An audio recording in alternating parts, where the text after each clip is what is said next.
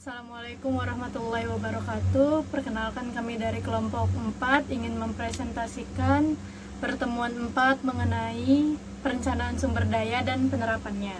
Perencanaan sumber manusia secara umum didefinisikan sebagai proses yang mengidentifikasi jumlah pegawai yang dibutuhkan organisasi dalam hal kualitas dan kuantitas yang tinggi, sehingga dipandang sebagai proses berkelanjutan dari perencanaan teratur dan terstruktur.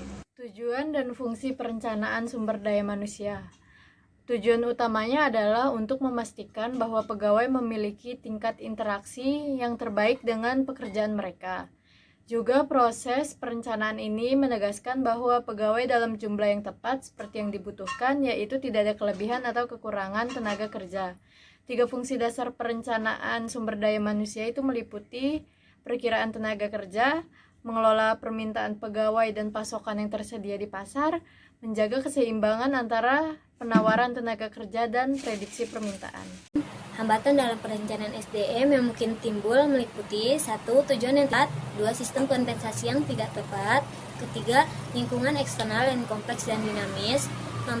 Kondisi persaingan yang semakin tajam, 5. Keengganan untuk mengubah tujuan, 6. Tidak memahami organisasi yang semakin dinamis, 7. Terjadinya konflik internal organisasi antara manajemen dan buruh. Tantangan perencanaan SDM.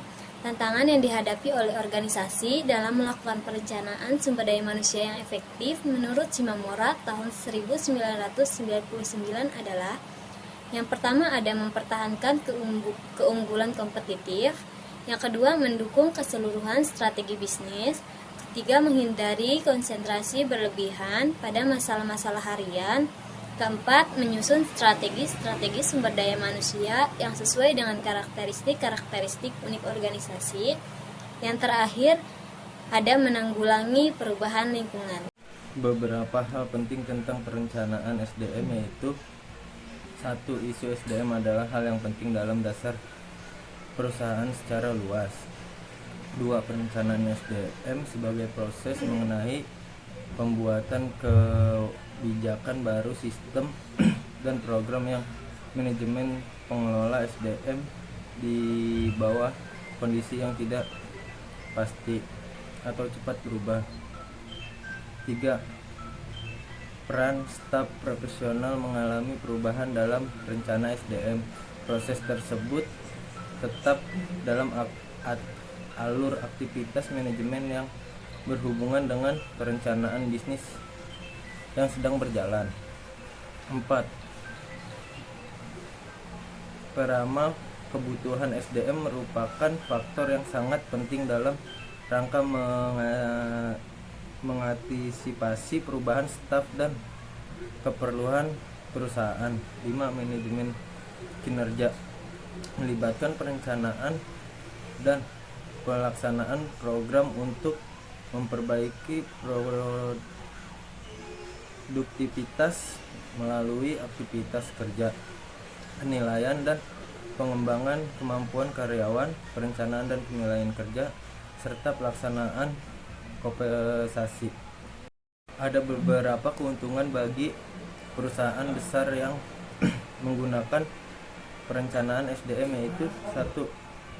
Integrasi yang strategi antara permintaan dan jumlah staf yang ada.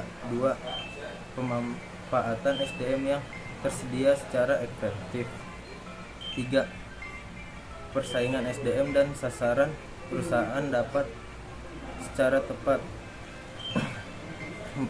Dapat secara ekonomi dalam penerimaan para pegawai baru. 5.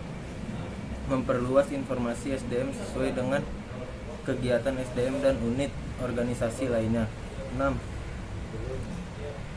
Permintaan dalam jumlah besar pada pasar tenaga kerja lokal atau terpenuhi.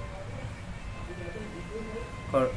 Koordinasi program SDM dan kebutuhan yang tersedia. Bagi perusahaan kecil mungkin juga ada keuntungannya, namun dalam kenyataannya keuntungannya yang diperoleh dengan adanya perencanaan SDM tersebut tidak seimbang dengan waktu dan biaya yang dikeluarkan. Faktor-faktor yang mempengaruhi perencanaan sumber daya manusia. Jadi perencanaan sumber daya manusia sangat dipengaruhi oleh berbagai faktor, baik yang berasal dalam organisasi itu sendiri internal maupun yang berasal dari lingkungan organisasi eksternal. Yang pertama itu ada faktor-faktor internal.